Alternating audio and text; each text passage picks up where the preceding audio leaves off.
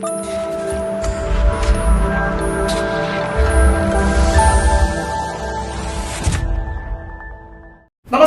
ഞാൻ രമേഷ് ഗോപാൽ, തനിമ special news.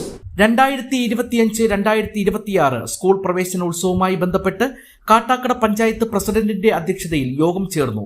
School സുരക്ഷ, കുട്ടികളുടെ സുരക്ഷ, ഭൗതിക സാഹചര്യങ്ങൾ തുടങ്ങിയവയുമായി ബന്ധപ്പെട്ട് സർക്കാർ മാർഗനിർദ്ദേശം നൽകിയതിന്റെ അടിസ്ഥാനത്തിലാണ് ഇതുമായി ബന്ധപ്പെട്ട കാര്യങ്ങൾ വിലയിരുത്തുന്നതിനായി യോഗം ചേർന്നത്. പഞ്ചായത്തിന്റെ കീഴിൽ വരുന്ന എല്ലാ സ്കൂളുകളിലെയും പ്രഥമ അധ്യാപകർ, PTA പ്രസിഡന്റുമാർ തുടങ്ങിയവർ യോഗത്തിൽ പങ്കെടുത്തു. കുട്ടികളുടെ സുരക്ഷാ കാര്യങ്ങൾ കാട്ടാക്കട സ്റ്റേഷൻ ഹൌസ് ഓഫീസർ വിശദീകരിച്ചു. വർദ്ധിച്ചു വരുന്ന ലഹരി ഉപയോഗത്തിന് തടയിടുന്ന പദ്ധതികൾ എക്സൈസ് സ്വീകരിച്ചു. ഇതുമായി ബന്ധപ്പെട്ട അധ്യാപകരുടെ സംശയങ്ങൾക്കെല്ലാം ബന്ധപ്പെട്ട ഉദ്യോഗസ്ഥർ മറുപടി കൊടുത്തു.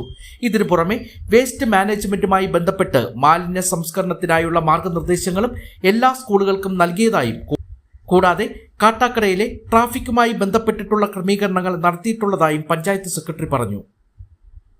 2025-26 അധ്യയന വർഷത്തേക്ക് ഉള്ള സ്കൂൾ തുറക്കുന്നത് ജൂൺ 2-ാം തീയതിയാണ്.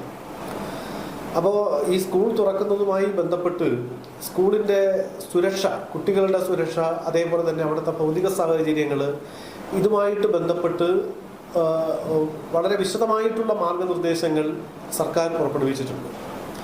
അപ്പോൾ തദ്ദേശ സ്വയംഭരണ സ്ഥാപനങ്ങൾ അവരുടെ പരിധിയിലുള്ള എല്ലാ സ്കൂളുകളും, ഹയർ സെക്കൻഡറി സ്കൂളുകൾ ഉൾപ്പെടെയുള്ള സ്കൂളുകളുടെ ഭൗതിക സാഹചര്യങ്ങളും അവിടെയുള്ള സുരക്ഷാ കാര്യങ്ങളും പരിശോധിക്കണം എന്ന് സർക്കാർ നിർദ്ദേശിച്ചിരുന്നു.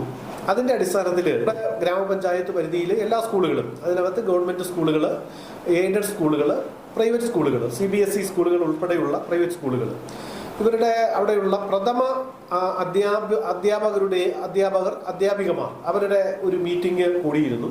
ആ മീറ്റിങ്ങിൽ ബഹുമാനപ്പെട്ട പ്രസിഡന്റിന്റെ അധ്യക്ഷതയിലാണ് മീറ്റിംഗ് കൂടിയത്. സ്കൂളിന്റെ സുരക്ഷയുമായി ബന്ധപ്പെട്ട്, കുട്ടികളുടെ സുരക്ഷയുമായി ബന്ധപ്പെട്ട് കാട്ടാക്കട പോലീസ് സ്റ്റേഷനിലെ station house officer Shri Mridul Kumar പങ്കെടുത്തിരുന്നു. അതേപോലെ തന്നെ എക്സൈസിന്റെ ഇൻസ്പെക്ടർ പങ്കെടുത്തിരുന്നു. നമ്മുടെ ബഹുമാനപ്പെട്ട ഗ്രാമപഞ്ചായത്ത് അംഗങ്ങൾ ആ മീറ്റിങ്ങിൽ പങ്കെടുത്തിരുന്നു. ആ മീറ്റിങ്ങിൽ സ്കൂൾ സുരക്ഷയുമായി ബന്ധപ്പെട്ട് നമ്മൾ ചെയ്യാൻ പോകുന്ന കാര്യങ്ങളെ സംബന്ധിച്ച് വളരെ വിശദമായിട്ടുള്ള ചർച്ച നടന്നു. കുട്ടികളുടെ സുരക്ഷയുമായി ബന്ധപ്പെട്ട് പോലീസ് വകുപ്പ് ചെയ്യേണ്ട കാര്യങ്ങളും ടോൾ ഫ്രീ നമ്പറുകളും അതുമായി ബന്ധപ്പെട്ട് പിന്നെ സ്റ്റേഷൻ ഹൗസ് ഓഫീസർ വിശദീകരിച്ചു.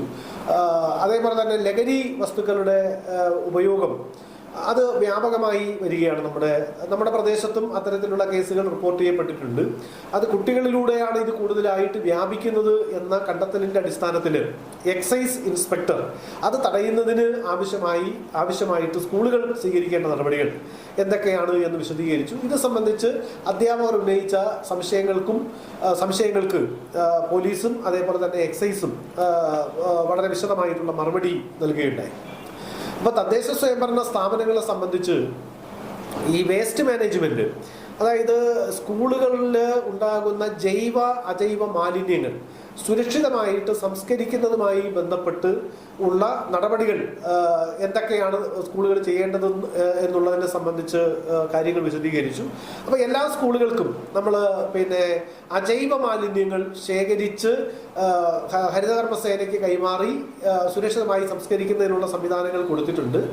അത് സർക്കാർ സ്കൂളുകൾക്ക് നമ്മൾ പൂർണ്ണമായിട്ട് കൊടുത്തിട്ടുണ്ട്. അതേപോലെ തന്നെ എയ്ഡഡ് സ്കൂളുകൾക്ക് നമ്മൾ കൊടുത്തിട്ടുണ്ട്.